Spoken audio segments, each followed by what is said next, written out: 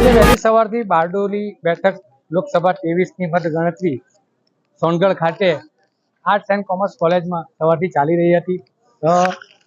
12 round બાદ 1,72,000ની lead સાથે પ્રભુભાઈ નાગરભાઈ વસાવા આગળ હતા. એમણે પોતાનો 12મા રાઉન્ડ બાદ પોતાની જીતનો દાવો રજૂ કર્યો.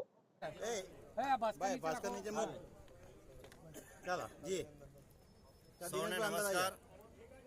23 બારડોલી લોકસભાના ત્રીજી વખતના સાંસદ તરીકે મારી 23 બારડોલી લોકસભાના સૌ મતદાર ભાઈ બહેનો અને ભારતીય જનતા પાર્ટીના તમામ કાર્યકર્તાઓના અથાગ પ્રયત્નો થકી અને પ્રદેશ તેમજ રાષ્ટ્રીય નેતૃત્વ થકી આજે ફરીથી આ ત્રીજી વખત ભારતીય જનતા પાર્ટીના ઉમેદવાર તરીકે હું પ્રભુભાઈ વસાવા મારી લીડ સ્પષ્ટપણે દેખાઈ રહી છે.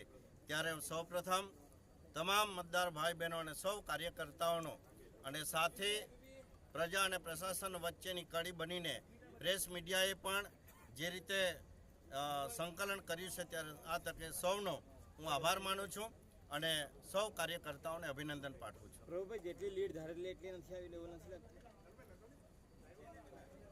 આ વખતે લીડમાં જે મને ગયા વખતે જે લીડ મળેલી એના કરતાં વધારે લીડ મને દેખાઈ રહી છે. ગઈ વખતની લોકસભામાં પહેલી વખતે 1.25 લાખની લીડ હતી, બીજી વખતે 2,23,000ની લીડ લઈને આ વખતે આજનું જે અત્યારનું જે કાઉન્ટિંગ થયું છે એમાં મને 2.5 લાખ કરતાં વધારાની લીડ મને દેખાઈ રહી છે. ત્યારે ઓવરઓલ જોતાં જે પણ લીડ આવી છે અને લોકશાહીમાં તમામ જે જનાધાર મળે છે એ સપ્રેમ સ્વીકારવાનો હોય છે અને કાર્યકર્તાએ જે કંઈ સહયોગ આપ્યો છે એના માટે ફરીથી 5 લાખનો લક્ષ્યાંક હતો, પાર નથી થયો. શું મંથન કરશે? જો લોકશાહીમાં પહેલેથી અગર નાનો લક્ષ્યાંક રાખીને ચૂંટણી લડવામાં આવે તો પરિણામ નાનું આવી શકતું હોય છે. એટલે જીત માટે હંમેશા લક્ષ્યાંક, હારતા ઉમેદવારો પણ ગઈકાલ સાંજ સુધી દાવો કરતા હતા કે અમે પણ લાખોની લીડથી અમે જીતીશું, પણ એના પરથી આ કહી શકાય કે લક્ષ્યાંક હંમેશા મોટો હોવો જોઈએ અને પાર્ટી અને તમામ ઉમેદવાર રાખતા હોય છે અને મારી ગ્રાફમાં મારો વધારો થયો છે.